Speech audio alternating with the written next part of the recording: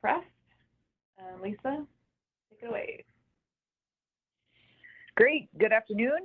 My name is Lisa Villarreal. I'm the Medical Director for the Division of Public Health Preparedness at the Arizona Department of Health Services.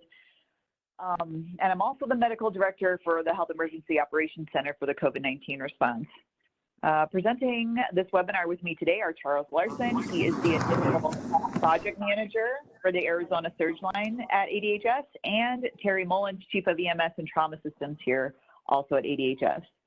It is our pleasure to have a chance to present this new Arizona initiative and resource.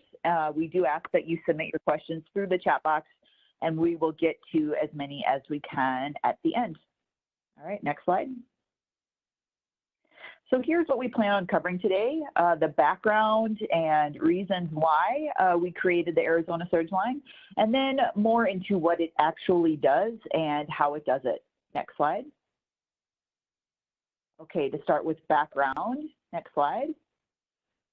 As you're aware, Arizona has been preparing for a surge in hospital admissions due to COVID-19, and hospital systems and facilities have been collaborating really in an unprecedented way to address and prepare for this surge. And the Arizona Surge Line is a product of that collaboration. Next slide. So into triage levels, the next slide. Of course, things change throughout a pandemic, and that's what we are preparing for, starting with triage level 1, which is conventional or essentially normal care, then into triage level 2 or contingency level, which is when hospitals are at maximum bed capacity and resources are becoming scarcer, and hospital staff absenteeism is 20 to 30%. And then all the way into triage level 3 or crisis level, which is when hospitals are out of resources, staff absenteeism is high, we're running out of transport options, and there are altered standards of care. So currently, Arizona is considered to be at triage level 1 or conventional, and we are preparing for levels 2 and 3, contingency and crisis. It's unclear when we will make that move or if we will need to make that move to the next level, as that is impacted by social mitigation and other public health strategies. Now, a secondary surge for COVID-19 is highly likely, and we do also anticipate seeing more strain on our hospital systems if that coincides with our Arizona flu season. Next slide. Moving on to the structure, next slide.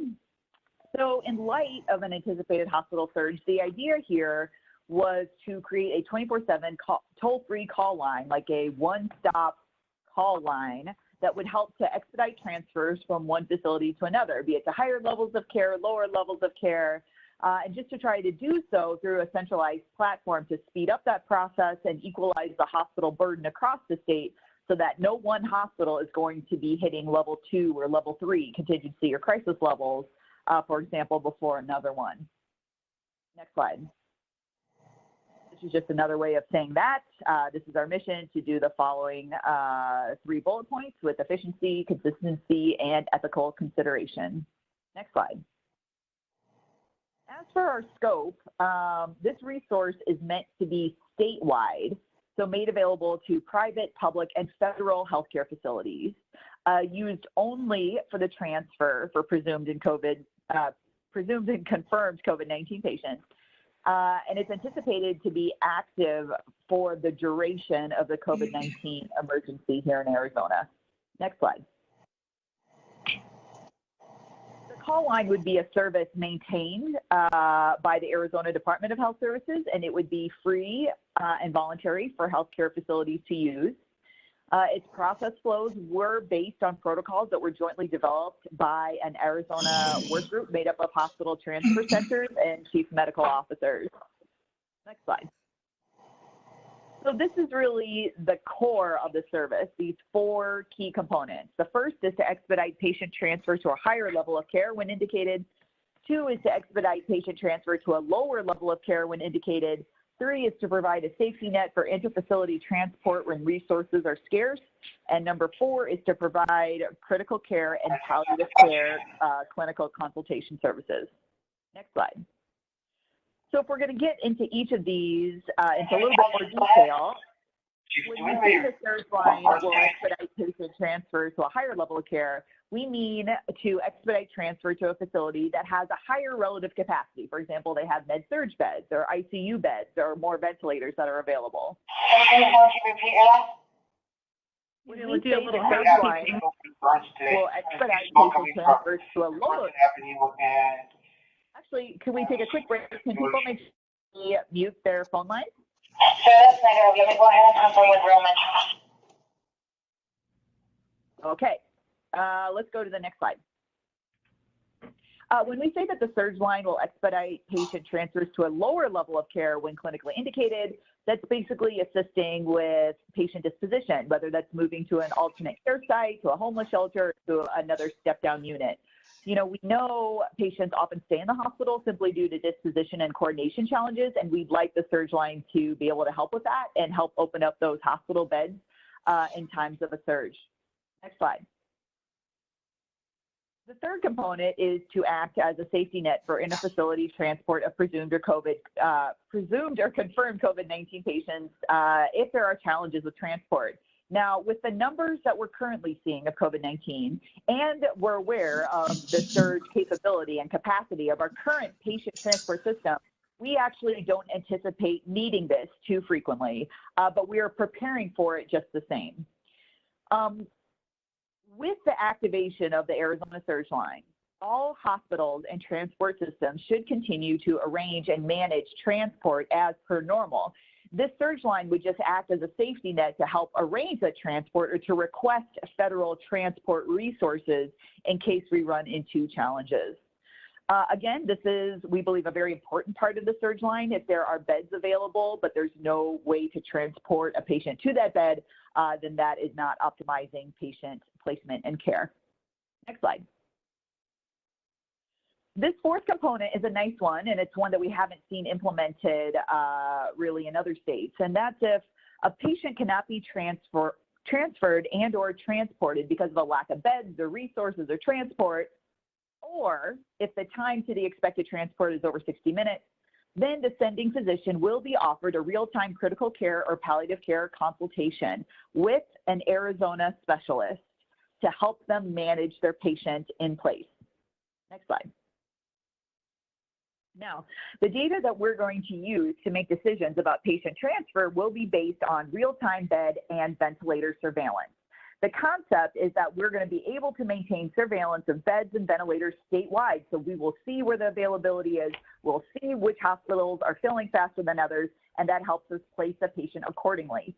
We will start using data from EM Resource, and then we will transition into a more automatic and electronic bed board update using Central Logic and the HIE. Next slide. So the overall process flow then is the following. The originating facility calls the surge line. Surge line performs a minimum clinical intake. The surge line agent looks at the state bed board and determines the appropriate destination healthcare system in Arizona. They'll patch that first caller through to the destination transfer center, and then that destination transfer center does their normal intake, physician approval, bed placement, and arranges transport just like they always do. Next slide.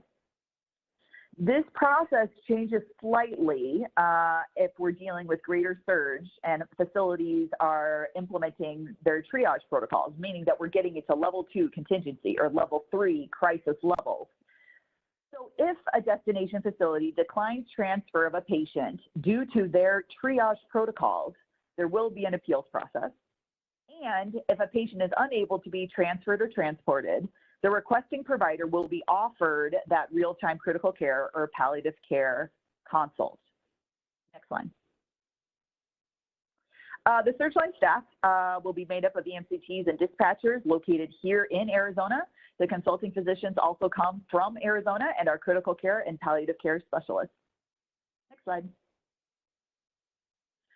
In terms of how these algorithms choose the appropriate destination facility for patient placement, there are several criteria that are going to be used to determine the appropriate destination facility, including comparative available beds, where the last 10 patients had been placed through the surge line, And at least for level 1, conventional levels where we are right now, we will be taking into consideration for wherever is closest to the sending location. Next slide. In terms of hospital participation, participation from them has been pretty great, actually. Only one hospital so far has declined to participate, and all others, including most federal facilities, have been participatory. If there is a hospital on the line currently, and if you are not aware of the surge line, please email us at surgeline@azdhs.gov, and we can send you a startup packet with the data requirements and collaboration principles. We do ask a few things of healthcare facility participants, hopefully all of which have a $0 direct cost. First, we request that all requests that your facility places for COVID-19 transfer should be funneled through the Arizona Surge Line. Number 2 is all requests your facility receives for a transfer should be redirected to the Arizona Surge Line. 3, we ask that your facility maintains bed surveillance data for us, either manually or automatically through the offered systems. And number 4, we ask that facilities agree to create an internal protocol so that there's a 30-minute turnaround time to bed placement from the time that the Arizona Surge Line first calls. Next slide. So this is what's going to be included in a hospital startup packet. This has been sent to hospitals all across the state. This is what would be included in that. These materials will not be posted online, but they are going to be emailed and have been emailed out. Next slide. For the EMS CON community that I know that's on this webinar, I know that there are a lot of questions about this, and there's just a couple things I'd like to try to clarify. The first is that the Surge Line honors existing transportation agreements. Number 2, it is not going to interfere with 911 calls or any other pre-hospital transportation. It is only for inter-facility transfers. It's not for, transfers from home to the ED. And number 3, in terms of the change you're going to feel from the Arizona Surge Line being activated, I don't know that you're going to feel too much change from this other than potentially an increase in interfacility transportation because we could be moving people around more frequently to higher levels of care, lower levels of care, and so on. Next slide. Now, this is a new system. We've never tried this before at this scale or this level here in Arizona. So we have a couple of clarifications. The first is that the Surge Line works with the transfer centers and EMS patient transport companies. It doesn't change those arrangements. It doesn't change those contracts or protocols. The second point is that it works and interacts with public, private, and nearly all federal healthcare facilities, but it does not work or interact with the public. This is a facility service, not a service for public calls. And the third is that the Surge Line number will not be posted publicly in an attempt to protect that call line. But all hospitals, transfer centers, hospital alliances and associations, tribal associations, all of which they all have this number. Next slide. In terms of evaluating the Surge Line, which is a new service, next slide. Evaluations are going to be administered to the Surge Line staff, to our physician consultants, and to hospital transfer centers. Analytics will also be created looking at the Surge Line, including the number of transfers, coming from what hospitals, what the turnaround time is, and those will be done on a regular basis. Again, this is a new thing here. So if it works, it could potentially be used for the next event, be it nuclear or pandemic or fire, mass casualty, anything, that could potentially create a hospital surge. Next slide. Okay, as for our next steps, next slide. As for the rollout of these 4 components, the 4 components of the Surge Line, number 1, expediting patient transfer to higher level of care. That is already up and running, and hospitals are already using them to transport patients here in Arizona. The safety net for transportation and the consultation line should be up within the next few weeks, and then trailing another week or so behind that is the patient transfer to a lower level of care. Next slide. Well, actually, that is all the presentation that we have here today. There is more information on the Surge Line website listed there. This webinar will be posted on that website in another day or 2. Any further questions, please email surgeline@azdhs.gov. Thank you so much for your attention and your interest and your participation. And we can, if we can unmute